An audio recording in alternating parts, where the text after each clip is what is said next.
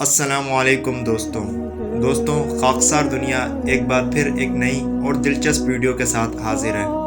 اس سے پہلے کہ ہم ویڈیو کو آگے بڑھائیں، اگر آپ نے ابھی تک ہمارا چینل سبسکرائب نہیں کیا تو پہلے سبسکرائب کریں اور بیل آئیکن کو دبا دیں تاکہ ہماری ہر نئی آنے والی ویڈیو آپ تک بآسانی پہنچ سکے۔ شیخ سعدی بیان کرتے ہیں کہ کچھ عرصہ میرا قیام دمشق میں رہا۔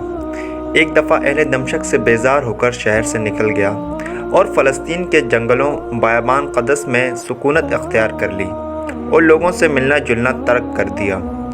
وہاں کے عیسائیوں نے مجھے پکڑ کر قید کر لیا اور پھر یہودی قیدیوں کے ساتھ مجھے طرابلس کی خندق کھودنے پر لگا دیا۔ مدت بعد حلب کا ایک رئیس جس سے میری جان پہچان تھی وہاں سے گزرا۔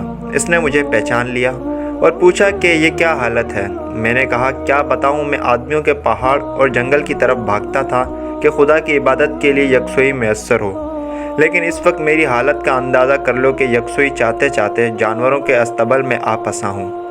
سچ پوچھو تو یگانوں کے ساتھ قیدی بن کر رہنا اس سے بہتر ہے کہ بیگانوں کے ساتھ باغ میں رہے۔ رئیس کو میری حالت پر رحم آ گیا اور اس نے 10 دینار دے کر مجھے فرنگیوں کی قید سے چھڑا لیا۔ پھر مجھے اپنے ساتھ حلب لے گیا۔ اس کی ایک بیٹی طاق خدا تھی۔ اس نے 100 دینار مہر پر میری شادی اس لڑکی سے کر دی۔ کچھ مدت وہاں گزری تھی کہ بیوی نے بدمزاجی اور زبان درازی شروع کر دی، یہاں تک کہ میرا جینا دوبھر کر دیا۔ ایک بار اس نے مجھے طعنہ دیا، کیا تو وہی نہیں جس کو میرے باپ نے 10 دینار دے کر فرنگیوں کی قید سے چھڑایا تھا؟ میں نے کہا ہاں بے شک میں وہی ہوں۔ 10 دینار دے کر مجھے فرنگیوں کی قید سے چھڑایا اور 100 دینار کے عوض تیرے ہاتھ گرفتار کروا دیا۔